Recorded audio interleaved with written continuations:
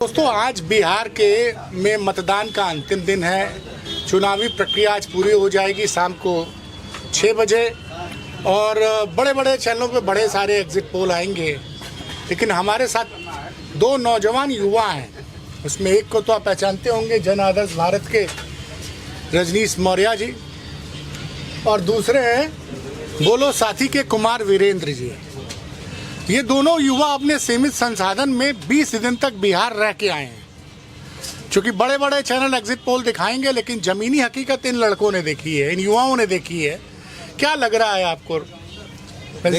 देखिए, बिहार विधानसभा चुनाव में हम लोग लगातार 20 दिन घूमे और कम से कम 10 जिलों की कई विधानसभा सीटों पर हम लोग गए और लोगों से बातचीत की, ऑन कैमरा ऑफ कैमरा भी बातचीत हुई। तो बहुत कुछ देखने के बाद ऐसा लगा कि जो वहाँ माहौल है वो माहौल महागठबंधन और एनडीए में तो लड़ाई है ही, लेकिन महागठबंधन कहीं न कहीं बहुत सारी जगहों पे एनडीए से मतलब उनके जो वादा थे, जो उनके बड़े बड़े वादे थे कि भाई हम, प्रधानमंत्री जी ने कहा हम नौकरियां देंगे, पलायन सबसे बड़ा मुद्दा रहा बिहार में। उस पर जो मास्टर स्ट्रोक दिखा हमें तेजस्वी यादव का। तेजस्वी यादव ने, अगर तेजस्वी यादव कहते कि नहीं हम पलायन रोकेंगे, हम कंपनियां लाएंगे, बहुत सारे इन्वेस्टर लाएंगे, यहाँ कंपनी डालेंगे, तो वो थोड़ा बहुत पुरानी बात हो जाती। लेकिन तेजस्वी यादव ने वो बात कही जिससे लोग आसानी से उनके ऊपर विश्वास कर रहे हैं। उन्होंने कहा हर घर में हम पक्की नौकरी, मतलब सरकारी नौकरी देंगे, हर घर में नौकरी देंगे। तो लोगों में तो ये आता है कि भाई विश्वास ही नहीं करते कि भाई हर घर में कैसे नौकरी दे देंगे। लेकिन 17 महीने की सरकार में तेजस्वी यादव ने जो किया, कहते थे भाई हम सरकार में आएंगे तो नौकरी देंगे, तो बताया 5 लाख नौकरी लगभग तेजस्वी यादव के उस कार्यकाल में मिले। हालांकि नीतीश कुमार कहते मैं मुख्यमंत्री था, मैंने देता तो ये कहाँ से लाते। उससे पहले वही नीतीश कुमार जी कहते थे कि ये अपने बाप के घर से पैसा लाएगा, कहाँ से नौकरी इतना देगा, कहाँ से पैसा आएगा। तो तेजस्वी यादव को लेकर के जो वहाँ युवा थे, उन युवाओं के दिमाग में एक बात आई थी कि तेजस्वी यादव जो कह रहे हैं नौकरी के मामले में, तेजस्वी यादव करेंगे। उनके जैसे आप कैमरा, हम लोगों ने कुछ लोगों से जब बातचीत की तो वो लोगों ने कहा, युवाओं ने कहा कि देखिए तेजस्वी यादव भले हर घर में नौकरी ना दें, लेकिन हमें ये उम्मीद है कि नौकरी तेजस्वी यादव, मतलब उनकी नीयत पे युवाओं को भरोसा है। जी। नहीं, ये सर्वे भी जो चुनाव के पूर्व जितने भी सर्वे आए हैं, युवाओं में तेजस्वी की लोकप्रियता सबसे ज्यादा है। अच्छा, हर सर्वे में ये बताया जा रहा था कि लगभग हर तीसरा बिहारी बोल रहा है कि वो तेजस्वी यादव को मुख्यमंत्री के पद पे देखना चाहता है। जी। तो लेकिन दूसरा जो सवाल है कि मतलब आपने ये जो युवाओं वाली बात कर ली, लेकिन युवा जो है पूरे वोटर में कितने होंगे? मतलब वोटर लिस्ट अगर मैं मानूं तो युवाओं का परसेंटेज कितना होगा? पूरे वोटर अगर बिहार में जो हैं उसमें 15 से 20%, लेकिन बाकी 80% मतदाताओं में क्या आपको दिखा? देखिए, एक और फैक्टर वहाँ दिखा जो भारतीय जनता पार्टी के लिए, ये जो एनडीए की सरकार है नीतीश कुमार की, इस चुनाव में उनको कहने के लिए हमको लगता है बहुत कुछ नहीं रहता। लेकिन जो सबसे बड़ी चीज़ इन्होंने की चुनाव से ठीक पहले, महिलाओं खाते में 10-10 हज़ार रुपये। आप यकीन करिए, मैं जहाँ लखनऊ में रहता हूँ, हमारे बगल में कई लोग ऐसे थे जो छठ के मौके पर ही चले गए, महिलाओं के खाते में पैसा आया हुआ था। अच्छा। और वो चले गए। मतलब आज जहाँ बच्चे हमारे पढ़ते हैं वहाँ उनके भी बच्चे पढ़ते हैं, अच्छी खासी फीस है, वहाँ अटेंडेंस बहुत जरूरी है, लेकिन फिर भी वो गए और वोट दे करके लौटे, क्योंकि महिलाओं खाते में 10-10 हज़ार रुपए आए थे। और वो ये बात कहते थे कि नहीं, जिसने पैसा दिया हम उसे वोट देंगे। मतलब वो जिसने पैसा दिया उसको हम वोट करेंगे। ये महिलाएं, यहाँ की महिलाएं कह रही थी, वहाँ भी बहुत सारी महिलाएं कह रही थी। लेकिन ये जो एक नई चीज आई है इस बार, वोटिंग परसेंटेज जो है 60% से ऊपर गया, 65% गया है। और खुद ओम प्रकाश राजभर कल बोल गए कि जब बिहार में 60% से ज्यादा वोटिंग होती है, महागठबंधन मतलब आरजेडी चुनाव जीतता है। तो इस पे क्या आपको क्या लग रहा है ये, क्योंकि आप तो घूमे भी हैं 20 दिन? देखिए, आरजेडी को लेकर के वही तो मैं कह रहा हूँ कि देखिए 20 साल की सरकार रही है। 20 साल की सरकार में जब लोगों से हम लोग बातचीत करते थे, वो कहते थे 10 साल की जो सरकार नीतीश कुमार की थी उसमें डेवलपमेंट था बहुत, 2005 से 2015। जी। लेकिन उसके बाद जो सरकार इनकी जो चली, वो मजबूर उसमें बहुत जो गति विकास की थी वो बहुत धीमी हो गई। कुछ हद तक तेजस्वी यादव जब गठबंधन में आए तो कुछ हद तक वो दिखा कि उन्होंने काम करना शुरू किया, लेकिन अब वो उब चुके हैं नीतीश कुमार से। एक चीज जानिए, ये भी बहुत बड़ा मामला है कि वो उब चुके हैं। और जो वोट परसेंटेज बढ़ा है, छठ एक ऐसा पर्व, जब हम लोग वहाँ बातचीत कर रहे थे तो लोगों ने बताया कि जो लंदन रह रहा है, जो अमेरिका है, जो विदेश में रह रहा है वो भी बहुत हद तक जो बिहार के लोग हैं वो छठ के पर्व पे घर नहीं नहीं, वो तो मैं एक आंकड़े देख रहा था कि लगभग 90 लाख लोग आते हैं छठ पे, तो बड़ा बहुत बड़ा आंकड़ा है। जिस मतलब पूरी आबादी का 10% आबादी जो है छठ पे चली आ रही है, तो एक वो उसका भी असर। लेकिन फिर भी आपको अगर मान लीजिए, आप क्या बता रहे, कितने आंकड़ा क्या? हमारे हिसाब से जो आंकड़े हैं, मुझे लगता है कि केवल आरजेडी अपने अकेले दम पर, चूंकि आरजेडी का वहाँ बहुत अच्छा 143 सीटों पर चुनाव लड़ रही है। हाँ, तो 143 सीटों में वो देख लीजिएगा आरजेडी 90+ सीट जीतने जा रही है वहाँ। तो 90, इसका मतलब सरकार बन सकती है। हाँ, 90+ सीट वो जीतेगी आरजेडी अकेले। हाँ ठीक है। उसके साथ साथ एक बात और हम बताएं उसमें कि जो पिछली बारी में जो ये माले का जो प्रदर्शन था, उससे बेहतर प्रदर्शन इस बार वीआईपी का भी होगा। हाँ। वीआईपी का इसलिए होगा, वीआईपी में जब हम लोग इससे पहले बातचीत कर रहे थे, जब इनको उप मुख्यमंत्री का चेहरा नहीं बनाया था, तो बहुत सारी चीज़ें लोग कहते थे। जब हम लोग जाते थे उनके समाज में, एबीसी समाज से आते हैं, निषाद समाज से आते हैं, उस समाज में जाते तो साफ कहते थे भाई 3 किलो वो हमें 5 किलो राशन दे रहे हैं, वो हमारे लिए बहुत है, हम वोट नीतीश कुमार को देंगे, हम बीजेपी को वोट देंगे। लेकिन जैसे ही इनको उप मुख्यमंत्री का चेहरा घोषित किया गया, इतिहास में, भारत के इतिहास में पहली बार हुआ एक मल्लाह के बेटे को उप मुख्यमंत्री बनाने जा रहा है, तो वो जो बदला, ये जो वोटरों की जो मानसिकता थी वो इस कदर बदली कि उससे बहुत ज्यादा फायदा होना। मतलब जो ईबीसी माना जाता था, इकोनॉमिकली बैकवर्ड क्लास या महादलित, उसमें इस बार महागठबंधन ने मास्टर स्ट्रोक चल दिया है। जी बिल्कुल। तो आपको 16-17 सीटों पर लड़ रहे हैं वीआईपी। हाँ। कितना जीतेंगे उसमें? हाँ, तो वो भी बता तो रहा हूँ कि उनका भी प्रदर्शन बहुत अच्छा होगा, 10 सीटों पर वो जीत सकते हैं। तो इसका मतलब तो आप 100 सीटें तो यही होंगी, बहुमत के लिए तो 123 चाहिए। जी जी। तो किस पे आपको डाउट लग रहा है? नहीं, डाउट किसी पर नहीं, मैं बता रहा हूँ कि जो महागठबंधन की लहर है, हाँ। वो जबरदस्त है। वो मतलब महागठबंधन के नाम पर नहीं, तो आप ये बताइए नहीं कि महागठबंधन आपके हिसाब से सरकार बना पाएगी नहीं बना पाएगी? बिल्कुल, हमारी समझ से महागठबंधन सरकार बना रही है। हाँ। और पहले ही चरण में महागठबंधन के वोटिंग के बाद महागठबंधन पहला जो चरण था उसमें बताते थे कि वो उपयुक्त पहला चरण जो था वो महागठबंधन के लिए नहीं था, वो उपयुक्त जो है एनडीए गठबंधन के लिए था। पिछले बार के अगर आप चुनाव के आंकड़े देखेंगे, 2020 में भी महागठबंधन ने पहले चरण में अच्छा किया था। लेकिन जो दूसरे चरण की बात हम कर रहे हैं, दूसरे चरण में जो सीमांचल का इलाका आता है उसमें बहुत अच्छा जो है, जो एमवाई समीकरण बहुत बेहतर है। तो दूसरे चरण में अभी देखिए वोटिंग हो रही है, वोटिंग कुछ देर में खत्म हो जाएगी, तो अभी जब आंकड़े आएंगे तो बात समझ में आ जाएगी। अच्छा रजनीश जी, जो कल घटना जो दिल्ली में हुई है, उसका कितना प्रभाव बिहार चुनाव पे देख रहे हैं? अब उस घटना का असर तो मुझे नहीं लगता है। आपको नहीं लगता? जी नहीं। वोटर डिसाइडेड है। हाँ, वो वहाँ के वोटरों में एक और चीज है, वो वोटर मतलब इस तरह के हैं कि हमको ये उन्होंने तय कर लिया, हमको ये करना है, तो वो कुछ नहीं देख रहा है। तो मतलब ये जो महागठबंधन का फैसला था कि वीआईपी के मुकेश सहनी को उप मुख्यमंत्री बनाना मास्टर स्ट्रोक है। जी जी जी। करिए। अच्छा कुमार वीरेंद्र जी, आप बताइए आपको क्या लगा? ये तो आप भी घूमे हैं 20 जिलों में। सबसे पहले बहुत शुक्रिया आपको। देखिए, बिहार की जो पॉलिटिक्स है वो हमने जो देखा बिहार में, वो जिस तरीके से जो है बिहार की राजनीति में महागठबंधन और एनडीए के तमाम नेता जिस तरीके से जाकर के वहाँ जो सबसे पहला जो पॉइंट था वो भाषणबाजी और भाषणों का था। एनडीए के जो भी नेता आए, कहें तो प्रधानमंत्री नरेंद्र मोदी से लेकर के उत्तर प्रदेश के मुख्यमंत्री योगी आदित्यनाथ या फिर असम के मुख्यमंत्री आए, तमाम जगह के जो बड़े नेता आए, उनके भाषणों को उठा करके देखिए कि विकास को छोड़ करके अनर्गल प्रलाप की भाषा जो कर रहे थे मंचों पे जा करके, उससे ये तो साफ देखा जा सकता है कि उनकी जो एक तरीके से जो स्ट्रेटजी है चुनाव लड़ने की, वो विकास की नहीं है, भाषणों की है, हिंदू मुस्लिम की राजनीति की है और फूट डालो राज करो की है कि आपस में जो लोग हैं उनके अंदर फूट डालो और राज करो।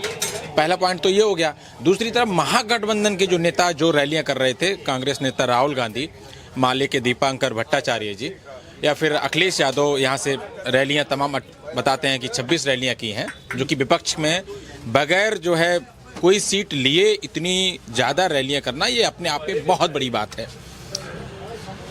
महागठबंधन की सरकार की जो बात है, जैसे लोग कह रहे हैं कि क्या होगा, 14 तारीख को रिजल्ट आने वाला है। IP Gupta, engineer IP Gupta और मुकेश साहनी, ये इनका दोनों का क्या इम्पैक्ट दिख रहा है आपको? हाँ, मैं उसी पे चर्चा करने जा रहा हूँ।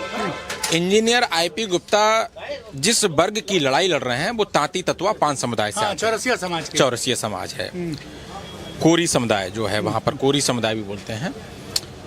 उत्तर प्रदेश में भी कोरी आते हैं वो।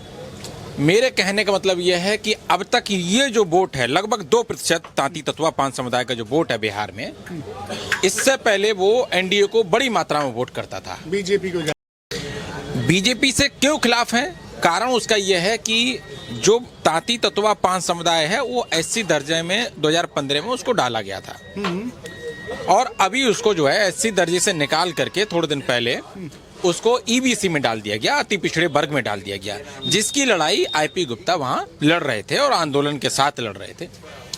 आईपी गुप्ता का जिस तरीके से एक महत्व बिहार में जो देखा जा रहा था, क्योंकि हम लगातार देख रहे हैं तेजस्वी यादव से लेकर के कांग्रेस नेता राहुल गांधी अपने हेलीकॉप्टर में उनको साथ लेके चल रहे हैं। 3 सीटें मिली हैं केवल इंडियन इंक्लूसिव पार्टी के लिए, जो उनकी पार्टी है। 3 सीटें देने के बाद भी उनको हर जगह मंचों पे ले जाना, ये एक बड़ी बात है। और मुकेश साहनी को जो डिप्टी सीएम का जो चेहरा जो घोषित किया गया, उसका एक बड़ा इम्पैक्ट, क्योंकि बीबीआईपी जो उनकी पार्टी है वो 2020 में एनडीए के साथ थी। हाँ, 4 सीटें जीते थे, एनडीए के साथ थी, लेकिन इस बार वो एनडीए के साथ नहीं है, महागठबंधन के साथ है। जो अब जो कश्यप और निषाद जो समुदाय जो वोट है, वो जो एनडीए को वोट करता था, वो अब उधर ना करके अगर मुकेश साहनी ये वोट किस तरीके से ट्रांसफर करा पाते हैं महागठबंधन को, ये बड़ी बात होगी सरकार। नहीं, एक चीज और भी है कि हाँ। एक ये आपको, जैसे पिछली बार चिराग पासवान की पार्टी अलग लड़ी थी और हाँ। 5% वोट उनकी पार्टी को मिला था। 5% इसी ने मुझे लगता है कि कहीं ना कहीं जेडीयू को भी डैमेज किया था, क्योंकि जेडीयू की सीटें पहली बार 50 के नीचे आई थी। अगर हम बात करें 2005 के बाद, तो जेडीयू का सबसे खराब परफॉर्मेंस था। लेकिन अब की बार चिराग पासवान जुड़ गए हैं और ये 5% वोट बड़ा वोट बैंक है। इसका क्या असर आपको दिख रहा है? ये जो आप बात कह रहे हैं 5% बड़े वोट बात कर रहे हैं, दरअसल अब की वो गठबंधन में है, चिराग पासवान एनडीए के साथ हैं। जो चिराग पासवान ने 29 कैंडिडेट अपने उतारे हैं, मतलब जो उनको सीट मिली है, जदयू के जो उम्मीदवार हैं और चिराग पासवान के जो उम्मीदवार हैं, उनमें आपसी मतभेद कई जगह देखने को मिला है। अच्छा। कि जदयू का जो वोट है वो चिराग पासवान की तरफ ट्रांसफर नहीं हो रहा है, लेकिन चिराग पासवान का जो वोट है वो तो बीजेपी को जा रहा है। समझ रहे नहीं? 29 जो सीट दी गई हैं, ये भी एक बहुत महत्वपूर्ण बात है कि 29 सीट में चिराग पासवान की तो बहुत ना के बराबर सीट है, उसमें बीजेपी के कैंडिडेट उतारे गए हैं। नहीं, तो ये मैं आपको रोक रहा हूँ। एक जो चर्चा है बिहार में, नहीं अभी पहले आप बता दीजिए, फिर से पूछूंगा ओपिनियन, कि ये एक अंडरस्टैंडिंग है कि जहाँ पे तीर नहीं है, हाँ, ये जो आपको लालटेन पे और हाथ पे जाना हाँ, है। इसमें कितनी सच्चाई है? हाँ, नहीं, ये ठीक कह रहे हैं आप, ये हकीकत है, ये जमीन की हकीकत है। दूसरी बात, एक फैक्टर और भी है। ये तो क्या अंदर ही अंदर नीतीश ने ऐसा भी ताना बाना जोड़ रखा है कि 14 के बाद वो पलटी मार जाए? ये हकीकत है, और मैं इस बात पे एक बहुत बड़ी बात कहने जा रहा हूँ, आप इस बात को समझेंगे। ये जो बात है कि नीतीश पलटी मार सकते हैं, इसमें कोई दो राय नहीं है। और क्यों मार सकते हैं, मैं उसका फैक्टर बता दे रहा हूँ। मुझे जो लगता है कि नीतीश कुमार अब मुख्यमंत्री नहीं बनेंगे। अच्छा। और क्यों नहीं बनेंगे? अगर उनको लगता है, क्योंकि उनका एक लड़का है, उसको सेटल करना है राजनीति में, वो अभी तक उन्होंने पूर्णतः रूप से लॉन्च नहीं किया है बिहार में, उसको अभी तक निशांत को अभी कोई जानता वानता नहीं है, लॉन्च नहीं किया है। मुझे ऐसा लगता है कि अगर महागठबंधन की सरकार कुछ सीटों से अगर बनने से रह जा रही है, तो नीतीश कुमार पलटी मार करके अपने लड़के को डिप्टी सीएम का पद दिलवाएंगे और तत्काल वो महागठबंधन में शामिल होकर के तेजस्वी यादव को मुख्यमंत्री चेहरा, मतलब मुख्यमंत्री बना देंगे। मुझे ऐसा लगता है। रजनीश जी, आपका क्या कहना है? ये जो बात, मतलब कई पत्रकार साथी कह रहे हैं कि एक मैसेज दिया गया है कि जहाँ पे तीर का निशान नहीं है, वहाँ पे हाथी और माफ कीजिए हाथ और लालटेन पे मोहर मारनी है। देखिए, जो एनडीए को जो नुकसान हो रहा है, ये बात हमसे छूट गई थी, उसी बार हम ये कहने वाले थे। एनडीए को जो सबसे बड़ा नुकसान होने जा रहा है, अगर सरकार एनडीए की नहीं बनेगी, तो उसमें सबसे बड़ा कारण ये भी होगा कि नीतीश कुमार को चुनाव से पहले भारतीय जनता पार्टी के साथ साथ जेडीयू के जो बड़े शीर्ष नेता थे, उन्होंने भी खुल के नहीं कहा कि ये हमारे मुख्यमंत्री के चेहरा हैं। क्योंकि तो पहले से चलाया जा रहा था कि भाई जिस तरह से इन्होंने महाराष्ट्र में किया इसी तरह से बिहार में भी कर देंगे। नीतीश कुमार को मुख्यमंत्री का चेहरा साफ तौर पे घोषित ना करना, ये भी देखिएगा एनडीए को बहुत बड़ा नुकसान पहुंचाएगा। कारण है कि जैसे यहाँ मायावती के वोटर हैं, जहाँ बीएसपी के वोटर हैं जो उत्तर प्रदेश में, ठीक उसी तरह के जो कुर्मी वोटर हैं वो नीतीश कुमार के लिए बहुत पक्के हैं, वो भगवान तक कहते हैं। कुर्मी में कहीं चले जाइए तो वो नीतीश कुमार का नाम, वोट, लेकिन वो 3-4% वोट है मैं वो। हाँ नहीं, वो और भी जो उनके वोटर हैं, मान लीजिए केवल कुर्मी नहीं, एक 20 साल से जो व्यक्ति राजनीति कर रहा है, वो इकोनॉमिक मतलब ओबीसी, जब नॉन यादव ओबीसी के बड़े नेता हैं जी। तो ये जो है उनके दिमाग में है, जैसे लोग कह रहे हैं कि जहाँ तीर नहीं है, अगर वहाँ बाई चांस, पंजा की बात नहीं, पंजे पे वोट नहीं जाएगा, वो नहीं देंगे, उससे बेहतर वो बीजेपी को वोट देना चाहते हैं। तो फिर वही बात। लेकिन लालटेन जहाँ है, जेडीयू जहाँ नहीं है, जहाँ ये तीर नहीं है, अगर वहाँ लालटेन है तो वोट लालटेन को देना पसंद कर रहे हैं, ना कि भारतीय जनता पार्टी। समस्या दूसरी है, बीजेपी जिन 100 सीटों पर लड़ रही है उस पे 31 सीटों पर उसका सीधा मुकाबला कांग्रेस से है, और आप कह रहे हैं जहाँ पे लालटेन नहीं दिखेगा वहाँ वो वोट बीजेपी को चला जाएगा। तो कहीं ऐसा तो नहीं कि जैसे पिछली बार क्या हुआ कि कांग्रेस ने सीटें ज्यादा लड़ ली? नहीं, मैं ये नहीं कह रहा हूँ कि जहाँ लालटेन ना हो वहाँ जो है भाजपा को जाएगा, नहीं, वो मैं नहीं कह रहा हूँ।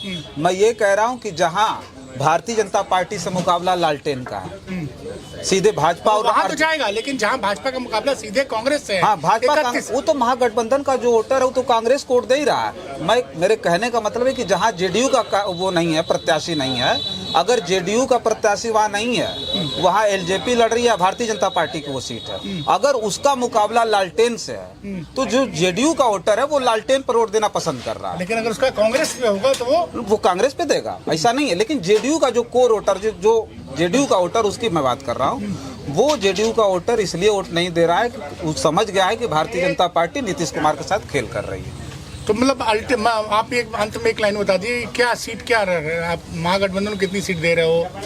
महागठबंधन की जो सीट है, हमारी समझ से ये सारी सीटें मिला ली जा सबकी, तो महागठबंधन की सीट कम से कम 130-40 के बीच में आएगी। चलिए 5% प्लस माइनस में ले लूंगा। आप बताओ, आपको क्या लग रहा है वीरेंद्र जी? देखिए, पिछली बार देखिए माले चुनाव लड़ी थी जो वामपंथी पार्टी है, उसका आप रेशियो उठा के देखिए कि बिहार में सबसे ज्यादा अगर कोई रेशियो है, सबसे ज्यादा माले का है। और मुझे जो लगता है, क्योंकि माले ऐसे कैंडिडेट को उतारती है जो जमीन पे काम करता है, लोगों की समस्याओं का निस्तारण करता है या उनकी आवाज उठाता है। माले हमेशा ऐसा काम करती रही, मतलब वामपंथी जो भी संगठन है वो बिहार में एक उन्होंने अपना जमीन पे अच्छा काम किया है और वर्चस्व बढ़ाया है। सबसे बड़ी बात है, जैसे इस बार भी लगभग 29 सीटें जो है वामपंथी संगठनों को दी गई हैं, राजनीतिक जो पार्टियां हैं, सीपीएम और सीपीआई-एमएल। आज अभी भी उनका जो जीतने का जो रेशियो होगा, जो मार्जिन होगा, सबसे हाई क्लास जाने वाला है, सबसे हाई जाने। कितनी सीटें दे रहे हो महागठबंधन को? 213। महागठबंधन को मेरी वही 120-130 के आसपास जाने जा रहे। 120 में तो मामला फंस जाएगा। नहीं फंसेगा तो नीतीश चाचा फिर संभालेंगे। फिर वही बात, फिर अब नीतीश चाचा क्या करेंगे? नीतीश चाचा को नहीं, बिल्कुल ये बिहार की जनता जान पा रही है। और मैं इसलिए कह रहा हूँ क्योंकि ये चुनाव जो है ना बिहार का, वो एक नारा वहाँ एक ही भी लग रहा था, 25 से 30 फिर से नीतीश, लोग ये भी नारा लगा रहे थे। उस बात को देखते हुए वो बात तो मुझे भी समझ में आ रही है कि नीतीश जी जब तक हैं तब तक मुख्यमंत्री कुर्सी नहीं छोड़ेंगे। नहीं, वो अपने बेटे के लिए कुछ भी कुर्बानी देंगे। वो आपकी बात ठीक है कि वो 9 बार पूरे भारत में उन्होंने रिकॉर्ड बना चुके हैं अब तक, सबसे ज्यादा मुख्यमंत्री पद पर बने रहने का।